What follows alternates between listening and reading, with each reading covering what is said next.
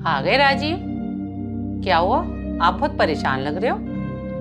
क्या बताऊं तुम्हें डॉली, मैं अपनी जॉब से बहुत ज़्यादा परेशान हो गया हूँ। क्यों, क्या हो गया? लगता है फिर आपने अपने मैनेजर से किसी न किसी बात को लेकर बहस कर ली है। तुम तो हमेशा मुझे ही गलत समझा करो। अब मैनेजर इतनी गलतियां करता है, उसकी गलतियों की वजह से कंपनी को इतना बड़ा लॉस हो जाता है। अब मैं उसमें कुछ बोलूँ ना क्या? राजीव, आपके मैनेजर को बोलने के लिए आपके बॉस बैठे हैं ना। आपको क्या जरूरत है अपने मैनेजर से खामखा पंगा लेने की? कंपनी चाहे प्रॉफिट में जाए चाहे लॉस में जाए, आपको तो आपकी सैलरी मिल रही है ना।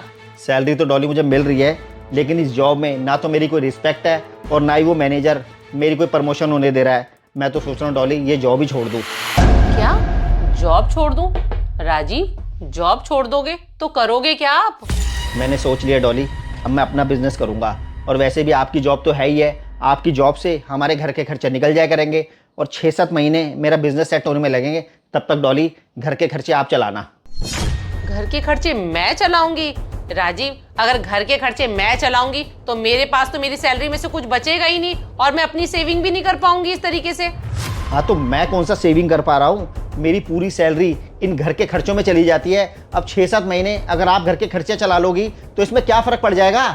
फर्क पड़ेगा, तभी कह रही हूँ। और राजीव, कोई गारंटी नहीं है कि 6-7 महीने में आपका बिजनेस सेट हो जाएगा। ये ना हो कि बिजनेस आपका वहाँ सेट ना हो और यहाँ आपको अच्छी नौकरी भी ना मिले, क्योंकि नौकरी में इतना गैप हो जाएगा ना, तो मुझे नहीं लगता आपको कोई नौकरी भी मिल सकेगी।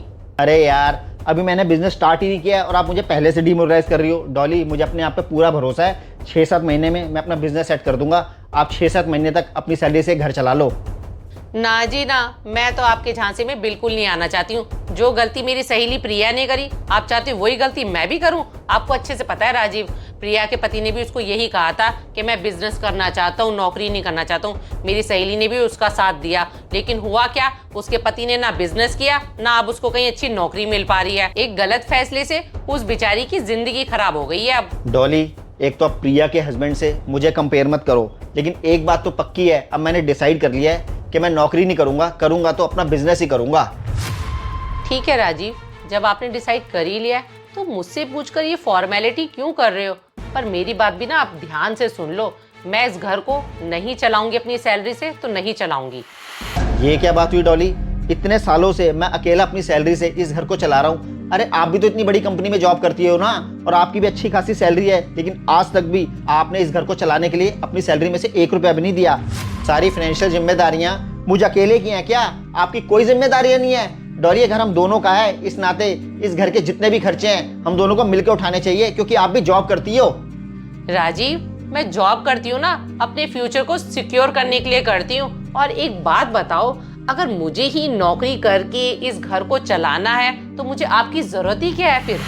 क्या तुम्हें मेरी जरूरत नहीं है? डॉली, अगर मैं तुम्हें तुम्हारी भाषा में समझाऊं ना, तो जरूरत तो मुझे तुम्हारी भी नहीं है।